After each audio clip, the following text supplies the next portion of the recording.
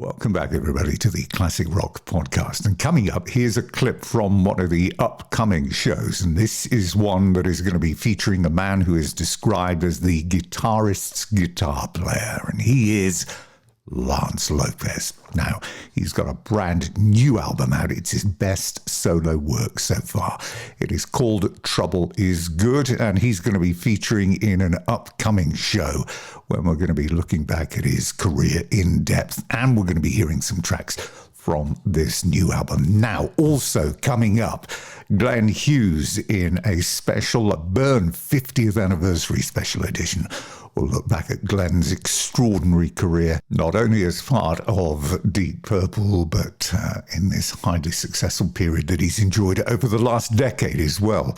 The Dead Daisies, of course, his last stop, and Black Country Communion, we're going to be talking about that. They're going to be returning at the end of this year with a brand new album as well. And that is not all, because we will also have a founder member of Saxon, Graham Oliver, who has a 6-CD box set, Screaming Eagles, coming out in August. I had a great conversation with Graham yesterday. I mean, we went right the way back to when he made his live debut with his band Blue Condition in 1970. And, of course, we concentrated a lot on the early 80s and the time when Saxon were at their creative nadir. The new wave of British heavy metal, of course, was raging around that time, and Saxon produced album after album of epic songs. We'll go back and look at that in depth as well.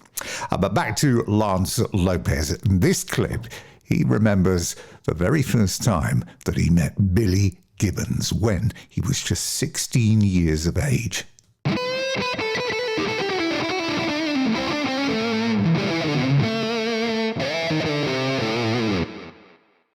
You got to know the great Billy Gibbons very early on as well, and he became something of a mentor to you as well. Right. Yeah, I met Billy, and I was 16, just about to turn 17.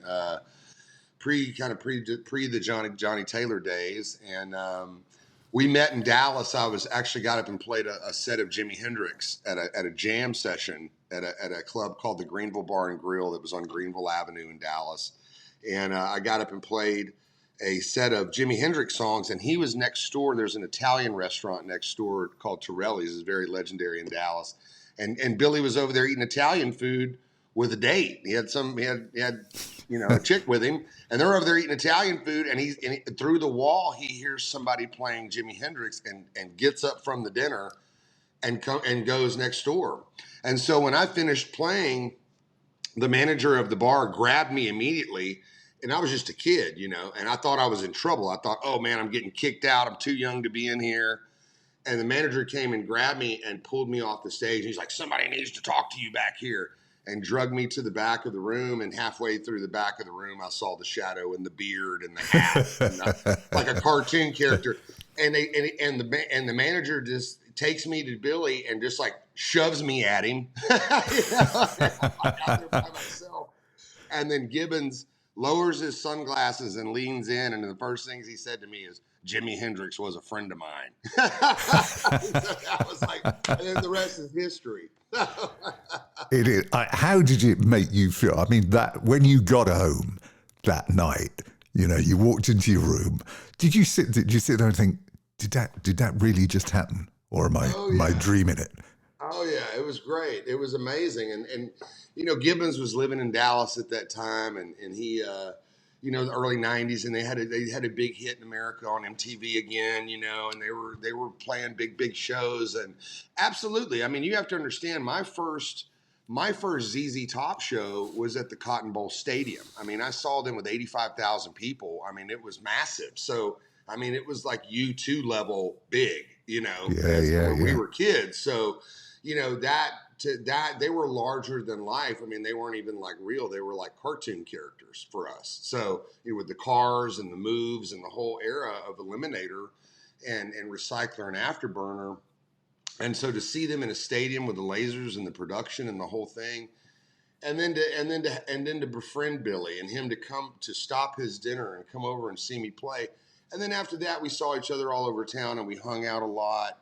And that's when our relationship began, and so it took quite a bit of years before we got to Supersonic Blues Machine, but we talked about it for a long time of doing a lot of work together before.